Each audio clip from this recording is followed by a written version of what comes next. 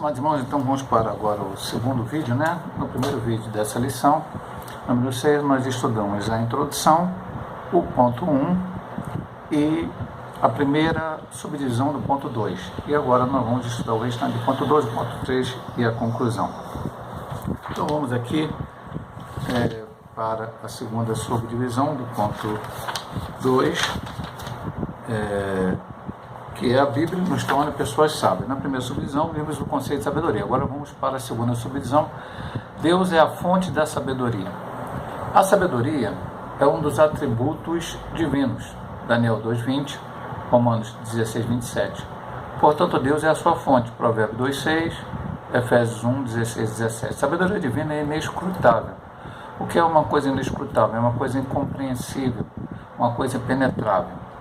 Então, a sabedoria de Deus é incompreensível, vamos colocar assim. Romanos 11:33, impenetrável. Toda a sabedoria dos santos provém da parte de Deus. Efésios 1:8-9. Em resumo, visto que Deus é a verdadeira sabedoria, as suas palavras e seus atos são igualmente sábios. Nesse sentido, todos que vivem de acordo com os preceitos da palavra de Deus são considerados pessoas sábias. Então, Deus é a fonte de sabedoria. A Bíblia afirma isso, né? Como diz aqui, né? É um atributo divino, Deus é a sua fonte, como Provérbios, ela é impenetrável, a sabedoria dos santos, ou seja, dos crentes, dos cristãos, provém de Deus, e Deus todos os seus atos são sábios. Então, o que significa isso? Que se eu colocar em prática a sua palavra, por isso a Bíblia guia de nossa vida, o texto da lição, o título da lição, para que nós possamos viver uma vida de acordo com a vontade de Deus. Deus é sábio, Deus é o autor da Bíblia. Se nós seguirmos os princípios da Bíblia, nós vamos viver a sabedoria de Deus, vamos ser considerados pessoas sábias. Vimos no ponto anterior que não é conhecimento, sabedoria não é conhecimento. Sabedoria é teoricamente o conhecimento e agora colocado em prática. Então, o conhecimento espiritual está na palavra. Eu entendo, compreendo e agora eu coloco em prática na minha vida, então me torna uma pessoa sábia. O temor do Senhor é o princípio da sabedoria. A Bíblia registra que o temor do Senhor é o princípio do saber. Provérbios 1:17, Nova Almeida atualizada. A frase temor do Senhor não significa ter medo de Deus, mas expressa reverência e adoração. Vamos ver aqui, Deuteronômio 10:12. Sempre lembrando os irmãos, nós estamos aqui no estudo bíblico. Utilizamos a revista? Sim, é importante. O autor da lição estudou bastante, orou, jejuou, para poder nos transmitir esses ensinamentos, mas sempre com base na Bíblia. Então diz assim: agora pois Israel, que é o que o Senhor teu Deus pede de ti, senão que temas o Senhor teu Deus, e que andes em todos os seus caminhos, e ames e sirvas ao Senhor teu Deus com todo o seu coração, com toda a sua alma. Esse ponto aqui é muito importante, nós vamos comentar daqui a pouco. Essa atitude é o preceito pelo qual se inicia a sabedoria. O temor de Deus produz entendimento.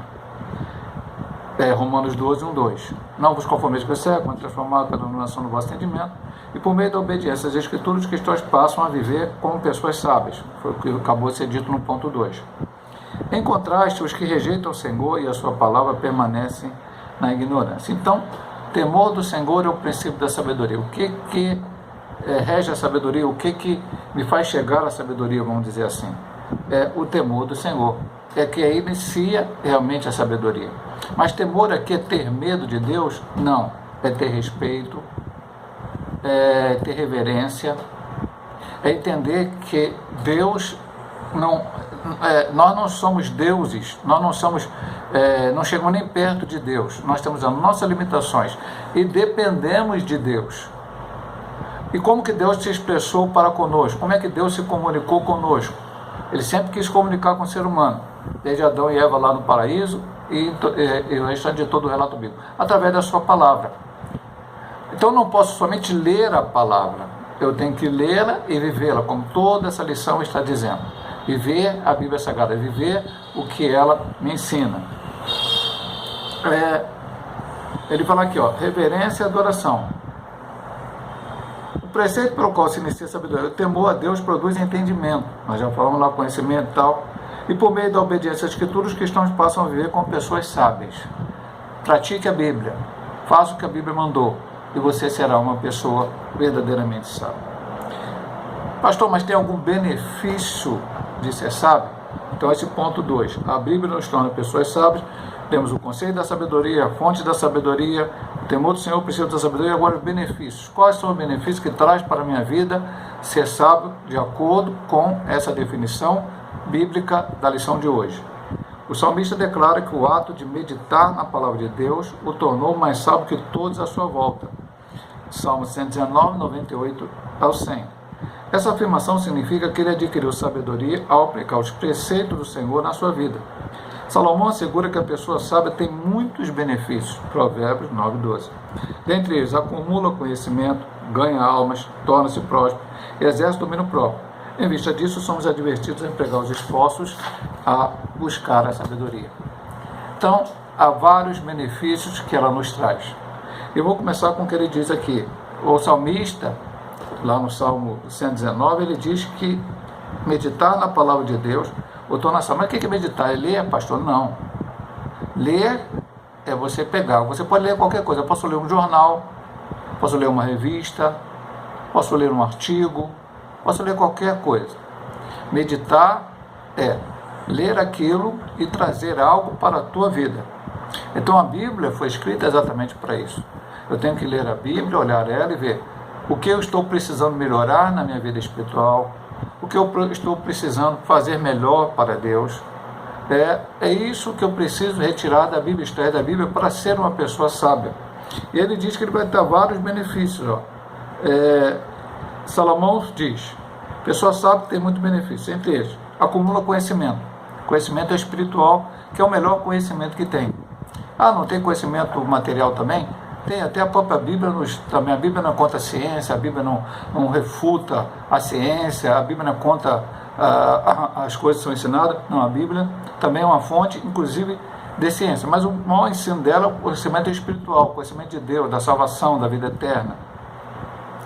Ganha almas, a Bíblia diz em Provérbios 11:30, aquele que ganha almas, sábio é. É o benefício da alma, não é apenas um dever, uma obrigação.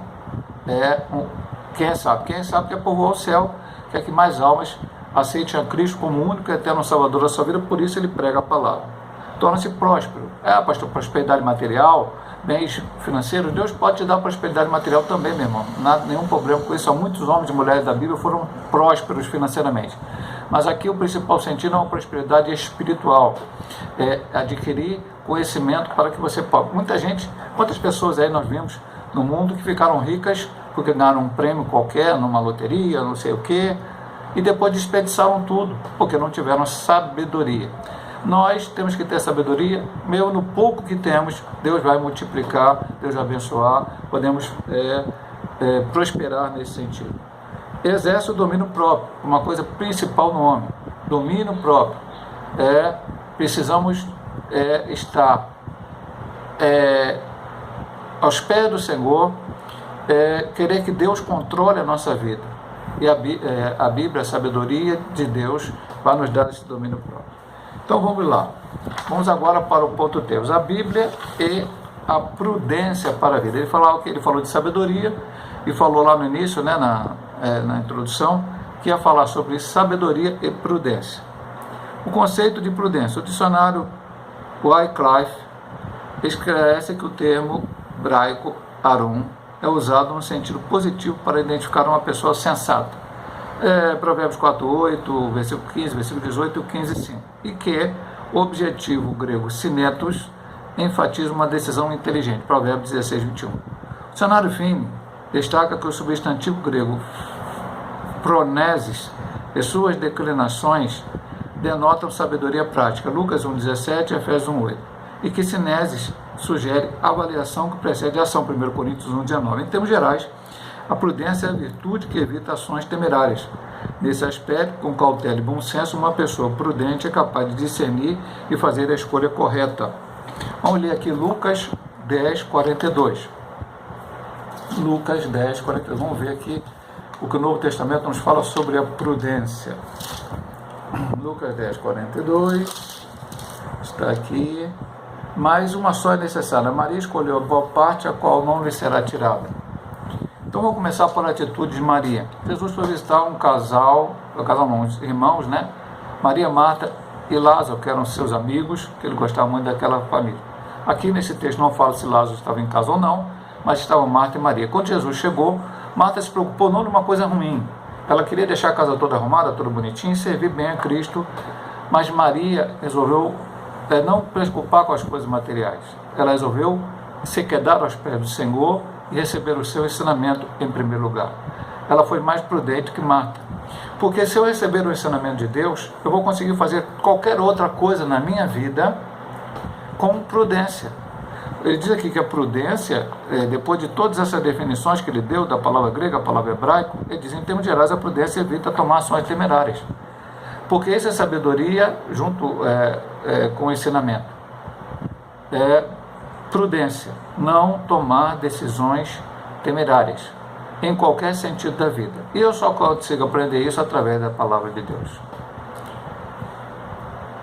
Ponto 2. Prudência dos justos. A pregação de João Batista tinha como finalidade converter os rebeldes à prudência do justo. Nesse sentido, a mensagem da salvação em Cristo não apenas restaura o pecador, mas também o faz andar por vereda de retidões. Provérbios 4:18, 2 Coríntios 5:17, se alguém está em Cristo, nova criatura é, as coisas velhas passaram, o Escritura se fez novo. Paulo declara que a graça de Deus nos traz sabedoria e prudência, Efésios 1:8, já foi citado lá atrás, a sabedoria para compreender a verdade e a prudência para agir corretamente segundo a vontade de Deus. Essas dávidas são aperfeiçoadas pela oração, leitura das Escrituras, comunhão com o Espírito Santo, segundo 1 Tessalonicenses 5:17, 2 Timóteo 3:14 e 15 e Efésios 5:18. Veja bem, meu amado irmão, é muito interessante aqui essa parte. A prudência, pastor, mas a prudência do mundo é quando eu tenho todo cuidado para tomar minhas decisões, com as estratégias humanas? Não. Aqui ele está dizendo, a prudência do justo, ela está nesse final aqui, ó. O que é que vai acontecer? Essas dádivas são sabedoria e prudência aperfeiçoada pela oração, leitura das Escrituras e comunhão com o Espírito Santo. Então o crente não pode se apartar dessas três coisas. A oração. Pastor, eu posso só ler a Bíblia e não orar nunca? Não, está errado. Pastor, eu posso só orar e nunca ler a Bíblia? Não, está errado. Eu preciso até colocar essa terceira via aqui que ele coloca, a comunhão com o Pai, o Filho e o Espírito Santo, a comunhão com Deus. E aí eu leio a Bíblia e aí eu oro. E aí eu adquiro prudência. Lembra aquela questão lá atrás, conhecimento e sabedoria? Sabedoria é ter o conhecimento, no caso o conhecimento aqui, sabedoria de Deus, é o conhecimento bíblico, o conhecimento da palavra de Deus, o conhecimento de Deus, e colocar em prática na minha vida. Então a prudência, ela só será verdadeiramente eficaz na nossa vida se ela vir de Deus. Ela virá através da oração, da leitura da Bíblia, da comunhão com o Senhor. Fazer aquilo verdadeiramente que a Bíblia me ensina a fazer. Eu devo me afastar de tudo que a Bíblia diz para me afastar, me aproximar de tudo que ela fala para eu fazer e me aproximar. E como vimos no ponto anterior, tínhamos os benefícios da sabedoria, agora vamos ver os benefícios da prudência. O livro de Provérbios descreve os benefícios da prudência, capítulo 1, versículo 1 a 6. Dentre eles destacamos o autocontrole para não evitar ofensas, Provérbios 2,16, a humildade para não exibir conhecimento, a correta tomada de decisões, o pensar antes de agir para não ser influenciado, o alcance da boa reputação e alta posição, a sujeição ao aprendizado e correção, o desviar-se do perigo por meio das soluções antecipadas. Então vamos comentar rapidamente cada um deles. Autocontrole para não evitar ofensa. Essa é a parte mais difícil que temos. A Bíblia fala no Novo Testamento muito do perdão. Jesus perdoou lá na cruz do Calvário. Ele disse, Pai, não impute esse pecado. Ou, Pai, perdoa-lhes esse pecado. Estevão também pediu isso. Então, perdoar é fundamental. E não revidar as ofensas. Humildade para não receber conhecimento. Importantíssimo também. Porque quando você chega a um nível de conhecimento, e aí eu estou falando conhecimento principalmente humano, e às vezes até espiritual, e você não ter a prudência, você vai apenas falar desse conhecimento, mas sem a sabedoria de Deus, e as pessoas não vão entender aquilo que elas precisam entender. A correta tomada de decisões, já foi falado aqui no ponto anterior, decisões tomadas na direção de Deus. É por isso que eu tenho que ler a Bíblia, colocar a Bíblia em prática, orar e ser submisso ao Espírito Santo. Pensar antes de agir para não ser influenciado. Não posso tomar decisões precipitadas, também foi dito isso aqui. Pensa antes de agir. Eu só adquiro isso com a leitura da Bíblia. Eu vejo homens e mulheres que foram precipitados e vejo outros que foram prudentes. E procuro me espelhar neles, nos ensinamentos que a Bíblia fala sobre isso, para que eu possa agir assim na minha vida. O alcance de boa reputação de alta posição. Isso aqui no sentido espiritual. Porque uma pessoa que não é prudente, ela não vai... comumente as pessoas não vão querer colocar ela num cargo onde ela vai precisar ter prudência. Colocar ela numa posição onde ela vai precisar ter prudência. Porque ela vai agir sem esse autocontrole e não vai dar certo o que ela fizer. E TGA-se do perigo por meio de soluções antecipadas. É interessantíssimo esse texto. O prudente não fica esperando o problema acontecer. Ele pensa antes, se por acaso essa situação vier, por exemplo, vamos colocar lá da sabedoria do homem.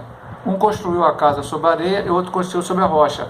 O prudente, o sábio, construiu sobre a rocha. Ele não esperou o problema vir e agora o que eu faço? Não, ele já estava no lugar certo, da maneira certa, e aí quando o problema veio, ele já tinha como, ele já pensou antes, tomou a decisão antecipada, a rocha é o melhor lugar. Outro construiu onde deu na cabeça e depois a casa caiu. Nos evangelhos, Cristo enfatizou a pessoa prudente ter a palavra de Deus como regra de vida, já falamos isso aqui. Procede com retidão e cumpre seu dever com fidelidade. Ou, no fim, cuida com esmero da sua vida espiritual, mantém acesa a chama do Espírito. Em vista disso, a Bíblia nos exorta a viver prudentemente, não como necios, segundo está em Efésios 5,15. Então, eu tenho que viver prudência. E a única maneira de viver em prudência, como ele diz no ponto anterior, é oração, leitura da Bíblia e uma vida de comunhão com o Espírito Santo de Deus, para que ele possa me guiar e me orientar nas atitudes, para que eu possa tomar, pastor, mas eu não vou tomar nenhuma atitude errada, eu não vou errar nunca por causa disso. Não, eu vou errar também, porque nós somos seres humanos. Mas se você toma isso como guia, a palavra de Deus como teu guia, as coisas vão funcionar melhor na tua vida. Então vamos lá, conclusão. A Bíblia é um guia seguro para a nossa caminhada cristã. O texto sagrado aponta para Cristo, o único caminho que leva à vida. Nessa nova tarefa, a imutável palavra de Deus alumia o caminho que devemos trilhar. Assim, por meio da obediência às Escrituras e o temor de Deus, recebemos sabedoria e prudência em nosso andar como filho da luz. Por isso que aprendemos hoje é a Bíblia, o guia para um caminho seguro. Se Deus assim nos permitir, na semana que vem estaremos estudando a lição 7, a Bíblia transforma as pessoas. Que coisa maravilhosa, né? Veja que está numa sequência: a autoridade, a inspiração, a infalibilidade, a inerrância, a estrutura, como ler a Bíblia. Hoje ela é o guia, lembrando aqui a lição de hoje, o que ela é. A Bíblia como um guia para a vida, e na próxima vez como ela transforma pessoas. Deus possa abençoar meus amados irmãos, em nome de Jesus.